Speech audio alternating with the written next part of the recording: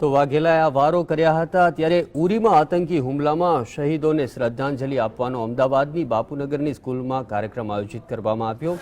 આ પ્રસંગે રાજ્યના વાહન વ્યવહાર પ્રધાન વલ્લભ કાકડિયા તેમજ બીજા અગ્રણી નેતાઓ હાજર રહ્યા હતા। આ શ્રદ્ધાંજલિમાં વિદ્યાર્થીઓ અને નેતાઓએ 2 મિનિટનું મૌન પાડીને સદગત વીર શહીદ જવાનો માટે પ્રાર્થના કરી હતી।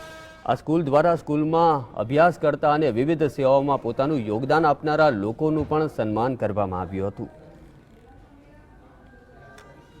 પરમ દિવસે જે શહીદ થયા 17 જવાનો, આજે પણ એક જવાન વધારો થયો, 18 જવાનો જે શહીદ થયા એના શ્રદ્ધાંજલિનો કાર્યક્રમ છે અને આ વિદ્યાર્થીઓને પ્રોત્સાહન માટેનો કાર્યક્રમ। ખૂબ મોટી સંખ્યામાં 17 થી 18 શહીદો જે થયા છે તેમની શહાદતને સલામ કરવા માટે, વંદન કરવા માટે એક શ્રદ્ધાંજલિ સભા પૂર્વ વિસ્તારના લોકલાડીલા ધારાસભ્ય અને માનનીય વાહન વ્યવહાર મંત્રી મુરબ્બી શ્રી વલ્લભભાઈ કાકડિયા અને સંત શિરોમણી એવા સમગ્ર રાજ્યના ધર્માચાર્ય પરમ પૂજ્ય આદરણીય શ્રી અખિલેશ્વરદાસજી મહારાજજીના અધ્યક્ષ સ્થાને આજે આ શ્રદ્ધાંજલિ સભા